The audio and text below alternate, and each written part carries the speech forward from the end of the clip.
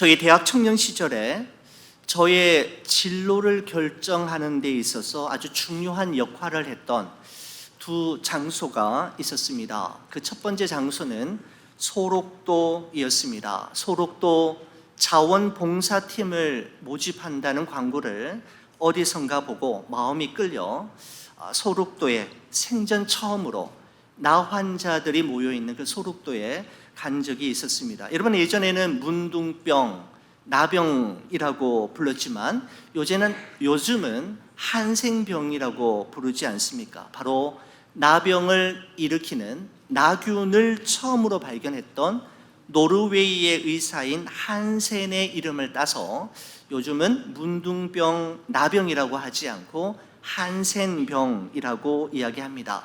여러분, 소록도라고 하는 이름의 뜻은 그 외딴 섬의 모양이 작은 사슴과 같다 하여 지어진 것인데, 요즘은 소록대교를 통해서 육지로 그 소록도 섬에 들어갈 수가 있지만, 제가 방문했던 1990년대만 해도 이 전라남도 고흥 반도 끝에 있는 녹동항에서 배를 타야만 들어갈 수 있었습니다.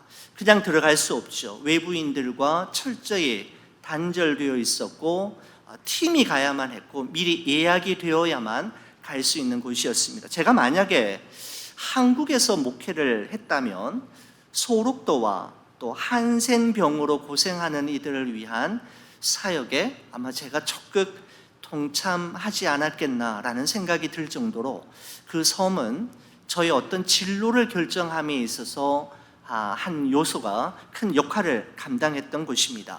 두 번째는 같은 소자로 시작이 되는데 소말리아입니다. 아프리카의 동부 인도양에 접해 있는 바로 소말리아 모가디슈에서의 단기 선교 사역은 저의 삶의 터닝 포인트가 되어지는 아주 중요한 장소이었고 사역이었습니다.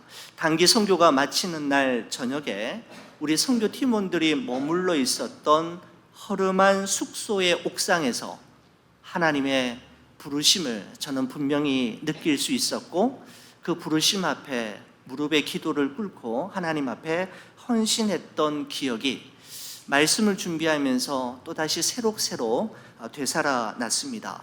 한국으로 귀국했습니다. 한국으로 귀국한 후에 이제 목사가 되기로 이제 결정을 했으니까 신학대학원을 가야 하는데, 어느 신학대학원을 가야 할지 통 알 수가 없었습니다. 여러분, 하지만 모태 신앙인으로 어릴 때부터 늘 장로 교단에서 신앙생활을 했기 때문에 다른 교단에 대해서는 생각해 볼 겨를이 없었고, 장로 교단에 속한 신학교를 찾아보니까 당시에는 부산에 있었던, 지금은 이제 천안에 있습니다, 고려 신학대학원, 고신측 신학교이죠. 그리고 서울 사당동에 위치한 총신신학대학원, 그리고 서울 광나루에 있는 장로회 신학대학원이었습니다. 세 신학교를 두고 저의 진로를 위해서 하나님 앞에 정말 간절히 기도했던 시기가 있었습니다. 하나님, 제가 어느 신학교 가기를 원하십니까? 제가 어느 신학교에서 공부하기를 원하십니까? 라고 기도했죠. 아무리 기도를 해도 도무지 말씀해 주시지 않는 것 같아서 기도의 방향을 조금 바꾸었습니다. 하나님, 제가 기도하는데 하나님이 대답하시기 좀 곤란하신가 본데요, 제가 지금부터 고신대, 총신대, 장신대 출신의 목사님을 만나서 진로 상담을 한 후에 3명의 목사님들 중에서 2명의 목사님이 가라고 하시는 곳을 하나님께서 원하시는 곳으로 알고 준비해서 지원해서 그 신학교 가겠습니다. 그렇게 기도하기 시작했습니다. 기도했고 3분의 그 대표 목사님들을 만나기 위해서 나름대로 힘을 썼죠. 당시 제가 다니고 있었던 고신측 교회였습니다. 대구 지역에서 그래도 잘 알려진 아주 건강한 교회였던 저의 모교회, 대구 동일교회의 조돈재 목사님을 만나고 상담을 했습니다. 총신대 출신의 교회를 찾다가 대구에서는 가장 큰 교회인 대구 동부교회 김덕신 목사님, 당시 총회장 목사님이었는데 지금은 김서택 목사님께서 목회하시는 교회입니다. 그리고 마지막으로 장신대 출신의 목사님을 만나야 했는데 제가 존경했던 둘의 교회의 김진홍 목사님을 만났습니다. 세 분의 목사님 쉽게 만날 수 있었을까요?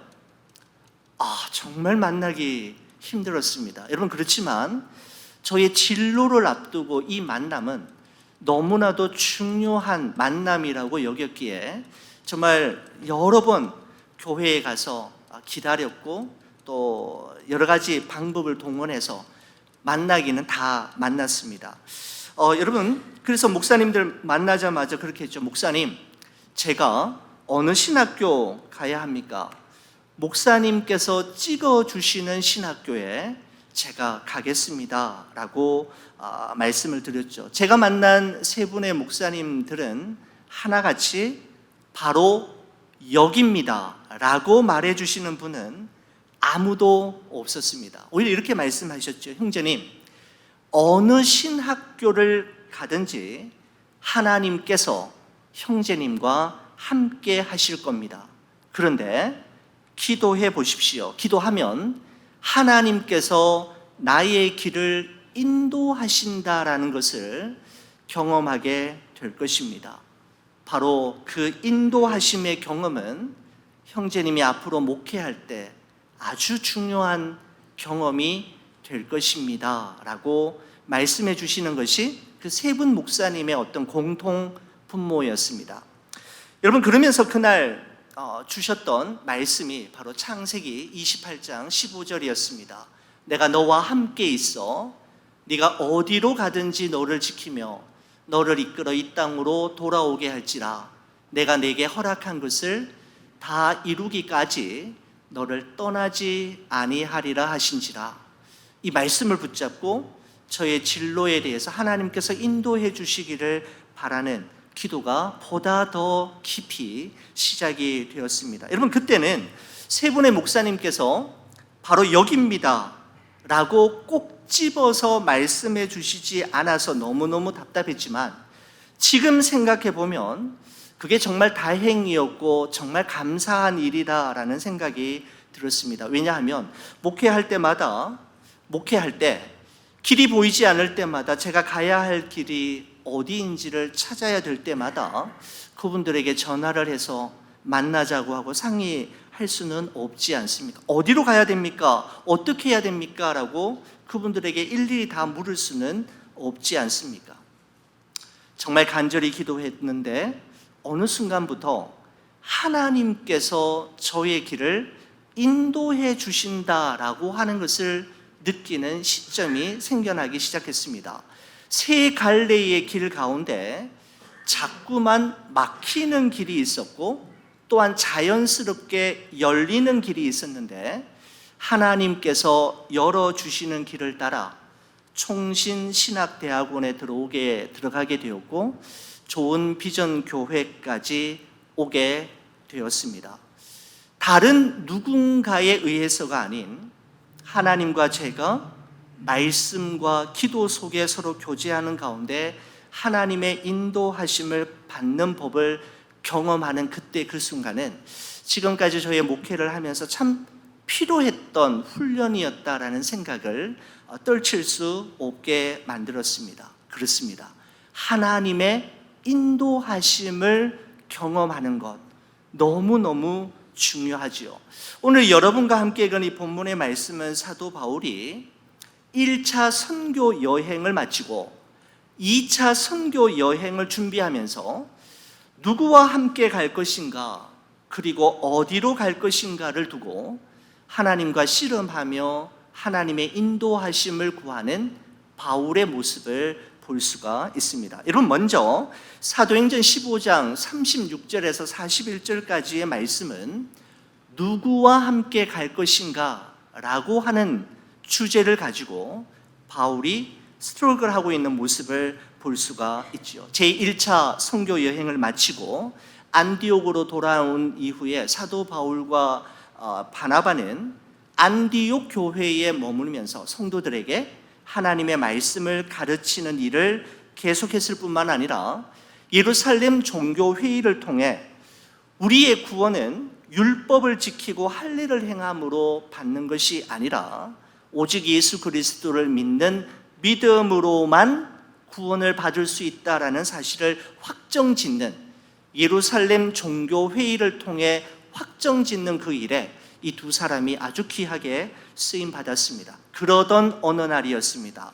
바울이 바나바에게 36절에 다음과 같이 말하기 시작했습니다. 여러분 성경책 한번 보시겠습니까? 15장 36절입니다. 며칠 후에 바울이 바나바더러 말하되 우리가 주의 말씀을 전한 각 성으로 다시 가서 형제들이 어떠한가 방문하자 하고 라고 말씀하고 있습니다. 다시 말씀드리면 이제 우리가 안디옥 교회에서 할 만큼 했고 쉴 만큼 쉬었으니까 2차 선교 여행 가는 것 어떻겠습니까? 1차 선교 여행 때 우리가 방문했던 그 지역, 그 교회를 다시 방문해서 그들을 위로하고 격려하는 메시지를 전할 뿐만 아니라 그들이 신앙생활을 잘 하고 있는지 우리 한번 살펴보고 오는 것 어떻겠습니까? 라고 바울이 바나바에게 먼저 제안을 했죠. 그러자 바나바가 37절에 이렇게 말합니다. 바나바는 마가라 하는 요한도 데리고 가자 하나 라고 말하고 있습니다. 다시 말씀드리면 바울 자네 생각 정말 좋은 생각이네. 그런데 한 가지 제안해도 될까? 우리 두 사람만 갈 것이 아니라 내 조카 마가라 하는 요한, 그 청년 있지 않나? 함께 가는 거 어떤가? 라고 바나바가 바울에게 제안을 했던 것이죠. 여러분 그러자 사도 바울의 안색이 바뀌면서 38절에 이렇게 이야기합니다. 바울은 밤빌리아에서 자기들을 떠나 함께 일하러 가지 아니한 자를 데리고 가는 것이 옳지 않다 하여 라고 말씀하고 있습니다. 그건 안 됩니다 라고 이야기하는 것이죠. 여러분 사도행전 13장의 말씀에 보면 이런 내용이 있었지 않습니까? 안디옥 교회의 파송을 받아 제1차 선교 여행을 떠날 때 바울과 바나바의 수행원으로 마가라 하는 청년 요한을 함께 데리고 갔지만 밤빌리아의 버가라고 하는 도시에 이르렀을 때 이 청년 마가가 갑자기 도중에 자기 집으로 돌아가 버리는 끔찍한 일이 있었던 것이죠. 그때의 트라우마를 아직도 이 사도 바울은 가지고 있었던 것입니다. 이런 마가를 제2차 선교 여행 때 또다시 데리고 가는 것은 있을 수 없는 일이다, 용납할 수 없는 일이다라고 하는 것이 바로 사도 바울의 주장이었습니다. 여러분 그래서 어떻게 되었습니까? 39절 40절입니다.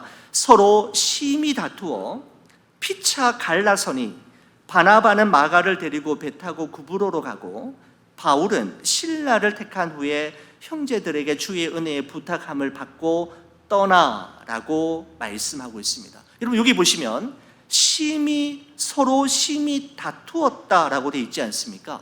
서로 심히 다투었다라고 하는 것은 바울과 바나바가 도저히 의견 일치를 이룰 수 없을 만큼의 심각한 상태에 이르렀음을 의미하고 결국은 갈라서지 않으면 안 되는 상황에까지 이르렀음을 표현하고 있는 것이죠. 여러분 어떻게 다른 사람도 아니고 바울과 바나바가 이럴 수 있단 말입니까?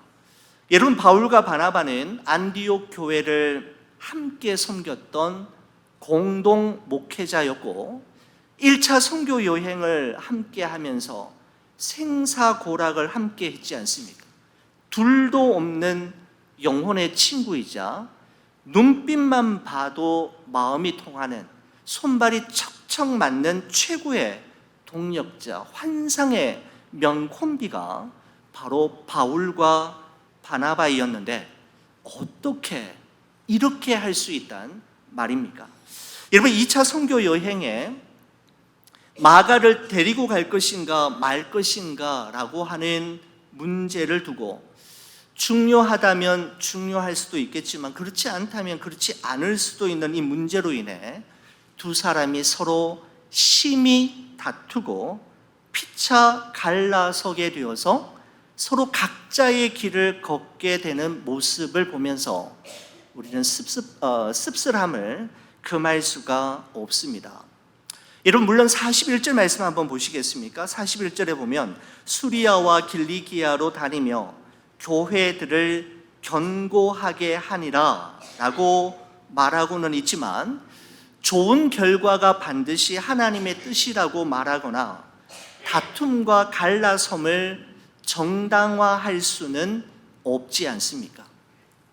어떻게 이들이 이룰 수 있단 말입니까? 여러분, 사도행전 15장 36절에서 41절까지 말씀은 제가 아무리 읽고 또 묵상해 보아도 저자인 누가가 굳이 기록할 필요가 있었을까라고 하는 생각을 가지게 합니다. 이처럼 덕스럽지 않은 내용들은 그냥 기록하지 않고 누가로 하여금 이 대목, 이 사건만큼은 좀 삭제하거나 생략해도 되지 않았을까라고 하는 생각을 떨쳐버릴 수가 없는 것이죠. 굳이 이게 없어서는 안 될 그런 부분은 아니기 때문입니다. 여러분, 한 가지 우리가 생각해 볼 수 있는 것은 여러분, 이 본문의 말씀을 교회 안에서의 다툼과 분쟁을 정당화하기 위한 말씀으로 이용하거나 적용해서는 안 됩니다. 바울도 그랬고 바나바도 그랬으니까 그럴 수 있지라고 하는 식으로 이 본문을 우리에게 적용하거나 어떤 일이 있었을 때 이 본문을 그렇게 이용해서는 안 된다라는 것이죠. 여러분, 그렇다면 왜 하나님께서는 누가로 하여금 이 사건, 이 대목을 성경에 기록해 넣으시고 생략하지 않고 그대로 기록하게 하셨던 걸까요? 어떤 의도를 가지고 그저 교회의 어떤 얼룩이 될 수 있고 누가 될 수 있는 이 사건을 기록하게 하신 이유는 여러분 무엇일까요? 저는 그런 생각이 들었습니다. 오늘 이 본문의 사건은 인간적인 약함과 실수 그리고 사람의 연약함이 하나님이 하시고자 하시는 일을 막을 수는 없다라는 사실, 그리고 복음 전파가 한 사람의 능력과 탁월한 그 사람의 인격에 따라 성패가 결정되는 것은 아니라는 사실을 분명하게 우리에게 말씀해 주기 위해서가 아닌가라는 생각을 하게 되는 것이죠. 바울 때문에 가능했고 바울이 있었기에 이와 같은 일이 있었던 것이 아니라 하나님이 계시면, 하나님이 하시고자 하시면 되는 것이고 하나님이 막으시면 될 것도 안 된다라고 하는 것을 우리에게 말씀해 주고 있는 것이 아닌가라는 생각을 하게 되는 것이죠. 여러분, 그렇습니다. 하나님의 은혜가 우리의 준비나 자격보다 언제나 앞섭니다.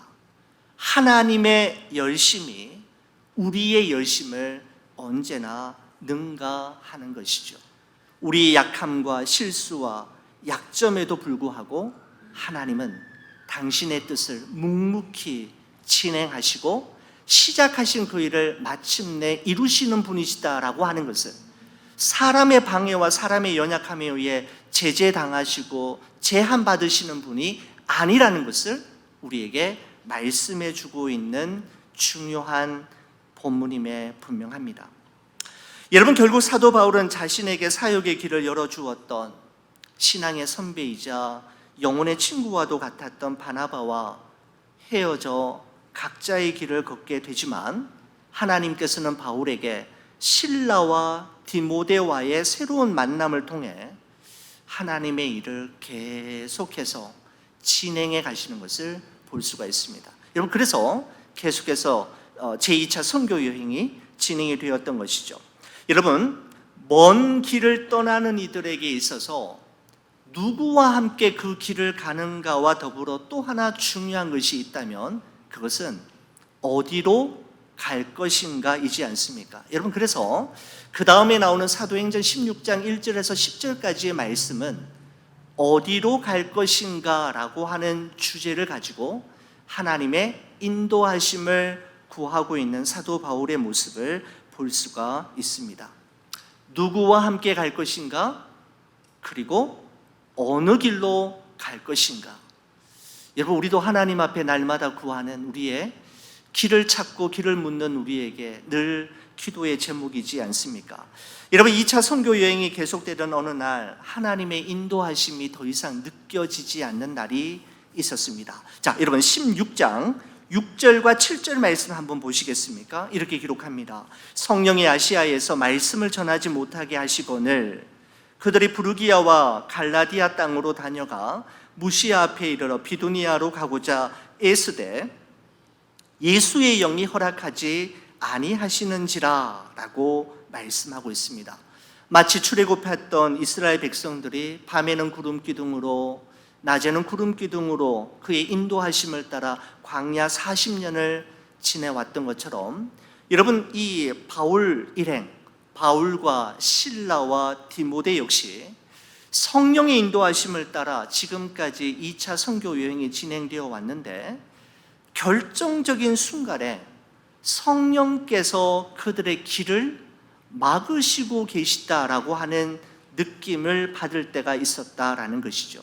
소아시아, 그러니까 오늘날 튀르키예에 말씀을 전하지 못하게 하시더니 이번에는 비두니아로 가고자 애썼지만 그것 또한 예수의 영 성령께서 허락하지 않으시고 막으셨다라고 바울이 기록하고 있습니다. 자, 여러분, 왜 이런 일이 바울 일행에게 일어나게 된 걸까요? 지금까지는 잘 왔는데 왜 갑자기 이런 일이 일어나게 된 걸까요?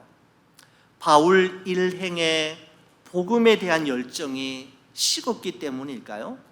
아직 기도 준비가 덜 되었기 때문일까요? 이 선교의 동기와 의도가 불순했기 때문일까요? 성령께서 그거 아시고 막으시고 닫으시는 걸까요?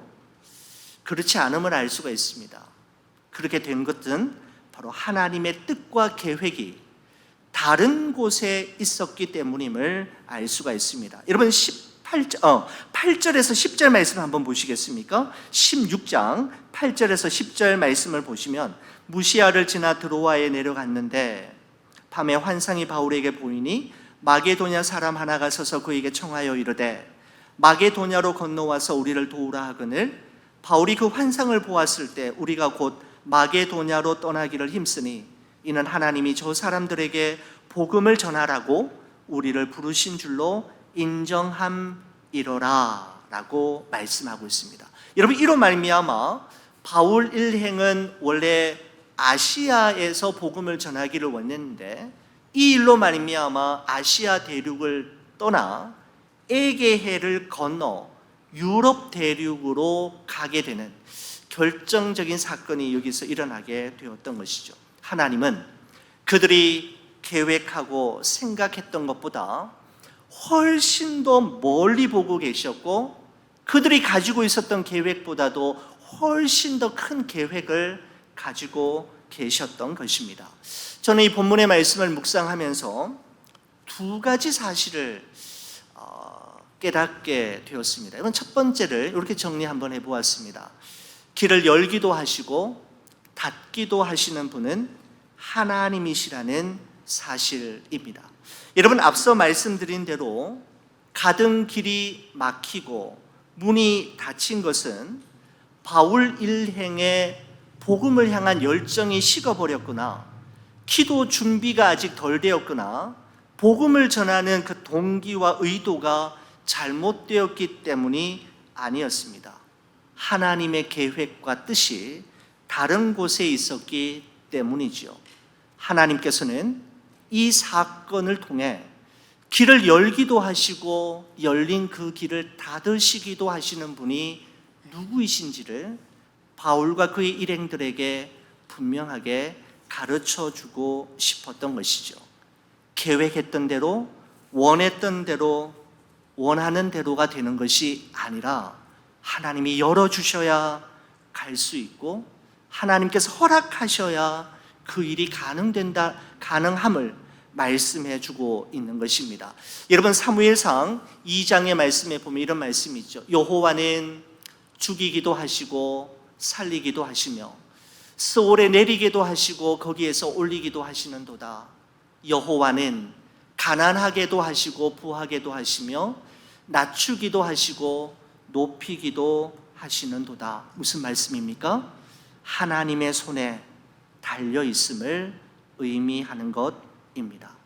하나님께서 하시고자 하시면 어느 누구도 막을 자가 없으며 하나님이 막으시면 어느 누구도 이룰 자가 없음을 말씀하고 있는 것이죠. 선교의 주체는, 우리 삶의 주관자는 하나님이심을 말씀하고 있는 것입니다. 여러분, 두 번째는 이렇게 한번 정리해 보았습니다. 우리의 삶은 하나님의 절대 주권으로 주신 것과 우리의 선택으로 만들어가는 것이다 라고 한번 정리를 해보았습니다. 여러분, 사도 바울은 하나님의 능력을 믿고 하나님께서 자신의 모든 길을 예비하고 계시고 반드시, 지금은 막혀 있지만, 지금은 갈 수 없지만 하나님께서 반드시 열어주시고 인도해 주실 것을 철저히 신뢰하는 믿음의 사람이었습니다. 여러분, 그렇지만 예수의 영 성령께서 길을 막으실 때마다 사도 바울은 뒷짐을 진 채 아무것도 하지 않고 무작정 기다리고만 있었던 것은 아님을 알 수가 있습니다. 성령의 인도하심과 하나님의 뜻이 어디에 있는지 예비하신 길을 찾기 위해 그는 계속해서 길을 찾고 구하고 두드리고 있는 것을 볼 수가 있는 것이죠. 성령께서 아시아에서 말씀을 전하지 못하게 하시자 부르기아와 갈라디아 땅으로도 가보고 무시아와 비두니아 지방으로도 가면서 길을 찾아 애쓰는 것을 보게 됩니다. 그리고 마침내 드로아 지방에서 마게도냐의 환상을 통해 하나님의 뜻이 이것이구나라고 하는 것을 발견할 때까지 그는 쉬지 않고 하나님의 인도하심을 구하며 최선을 다해 자신의 길을 찾고 있는 모습을 볼 수가 있는 것이죠. 지금은 고인이 되셨지만 이어령 교수님이 쓰신 젊음의 탄생이라고 하는 책에 보면 이런 대목이 나옵니다. 괄호가 나오죠. 그 다음에 ILK 이렇게 하면서 공백 안에 글자를 넣어서 낱말을 만드는 문제인데 M자를 넣으면 밀크가 되고 S자를 넣으면 실크가 될 것입니다. 삶이란 결국 이런 빈칸 메우기와 같습니다. 반은 운명처럼 주어진 문자가 있고 그 옆에는 마음대로 자신이 써놓을 수 있는 자유로운 공백이 있습니다 라고 하는 이 대목의 생각이 났습니다. 그죠? 괄호 속에 무엇인가를, 어떤 철자를 집어넣을 것인가, 메꿀 것인가 하는 것은 우리의 몫이다 라는 것이죠. 여러분, 그렇습니다. 우리의 부모님, 우리가 자라난 환경, 우리의 외모, 우리에게 주어진 재능, 여러분, 이와 같은 것들은 우리의 선택이 아니라 하나님께서 이미 우리에게 주신 것이지 않습니까?